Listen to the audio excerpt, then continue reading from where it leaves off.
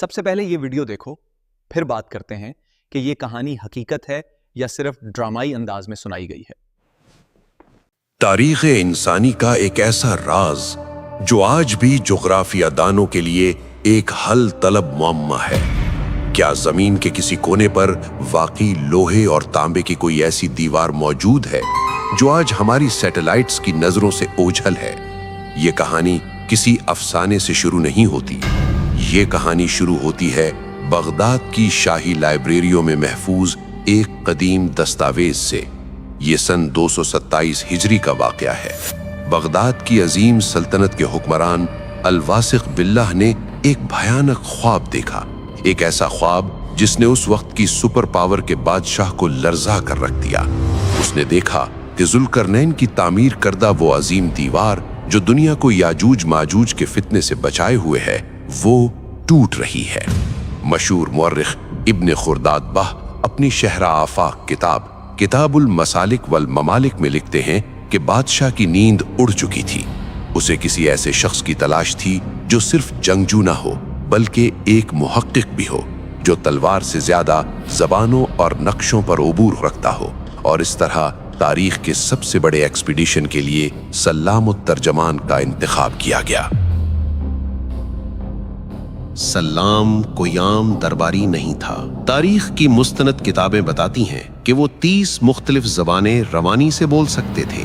اس دور میں جب گوگل میپس کا وجود نہیں تھا، سلام وہ شخص تھے جو ستاروں کی چال دیکھ کر راستہ نکالتے تھے۔ بادشاہ نے سلام کو بلایا اور کہا، مجھے خبر ملی ہے کہ دیوار میں شگاف پڑ گیا ہے۔ میں چاہتا ہوں کہ تم خود جاؤ، اپنی آنکھوں سے دیکھو اور مجھے خبر لا کر دو۔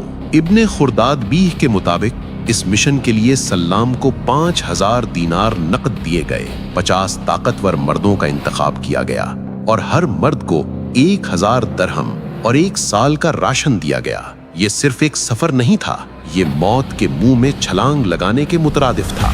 سلام نے جو راستہ اختیار کیا وہ آج بھی محققین کے لیے بحث کا موضوع ہے۔ وہ سامرا سے نکلے، آرمینیا پہنچے اور وہاں سے شمال کی طرف قفقاز کے دشوار گزار پہاڑوں میں داخل ہو گئے۔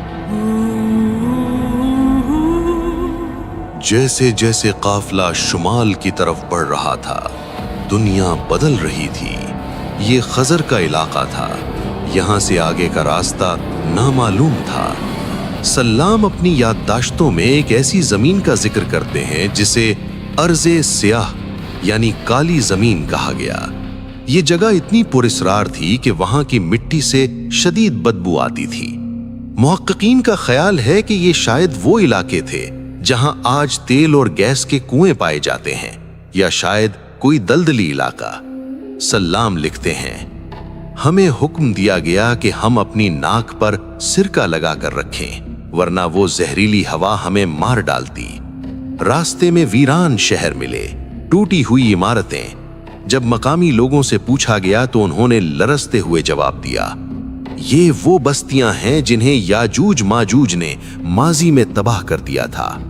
یہاں ہر قدم پر خوف کا سایہ تھا۔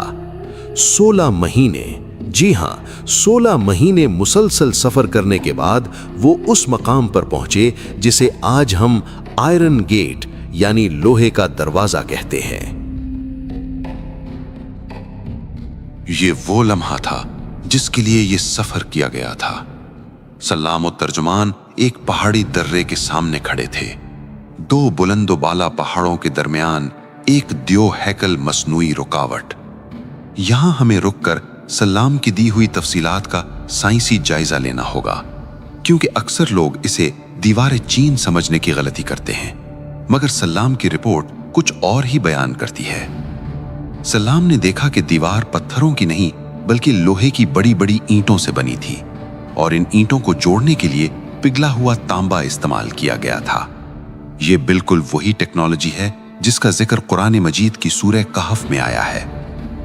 اسکرپٹ میں بتایا گیا سفر سامرا سے آرمینیا اور پھر قفقاز تک تاریخی روایات سے کافی حد تک مطابقت رکھتا ہے۔ روایات میں سلام الترجمان کے شمالی علاقوں کی طرف جانے، قفقاز کے پہاڑی دروں تک پہنچنے اور ایک بڑی رکاوٹ دیکھنے کا ذکر ملتا ہے، تاہم سفر کی مکمل تفصیلات مستند تاریخی ثبوت سے ثابت نہیں، اور کئی باتیں صرف سلام کی اپنی روایت پر مبنی ہیں۔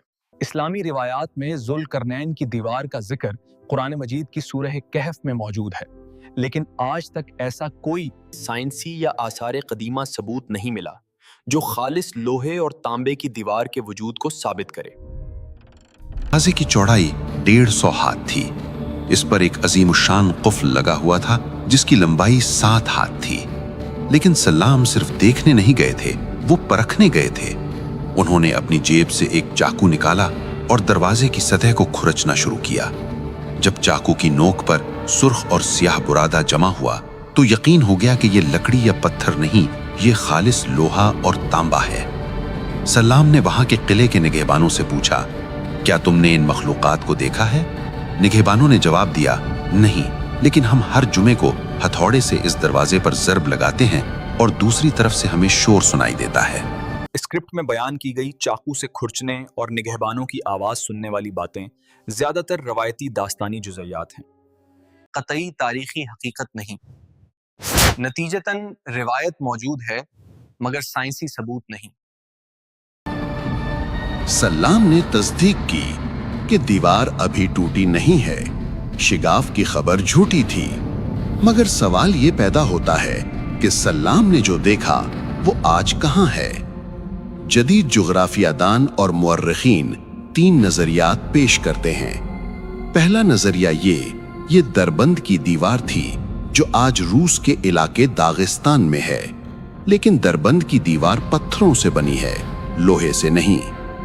دوسرا نظریہ یہ داریال گارج تھا جو قفقاز کے پہاڑوں میں ہے، یہاں قدیم زمانے میں لوہے کے دروازے موجود تھے۔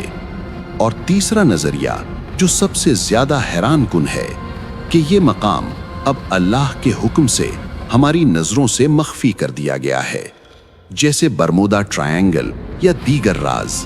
شاید یہ مقام کسی اور ڈائمنشن میں ہے۔ مشہور جغرافیہ دان الادریسی نے اپنے نقشے میں اس دیوار کو دکھایا ہے، مگر ابن خلدون جیسے محققین نے اس واقعے پر سوالات بھی اٹھائے ہیں۔ واپسی کا سفر جانے سے زیادہ ہولناک تھا۔ سلام کے ساتھی بیمار ہو کر مرنے لگے۔ 50 میں سے صرف 14 لوگ زندہ بچ کر سامرا واپس پہنچے۔ سلام الترجمان نے وہ رپورٹ بادشاہ کے سامنے پیش کی جو آج بھی تاریخ کی کتابوں میں محفوظ ہے۔ سفر کے دوران ساتھیوں کے مرنے اور صرف چند افراد کے زندہ بچنے کی بات روایتی بیانات میں ملتی ہے، لیکن اس کی مضبوط تاریخی تصدیق موجود نہیں۔ بادشاہ الواثق باللہ جو موت سے ڈرتا تھا کچھ عرصہ بعد فوت ہو گیا۔ مگر ہمیں ہر تاریخی دعوے کو تحقیق کے بعد ہی ماننا چاہیے۔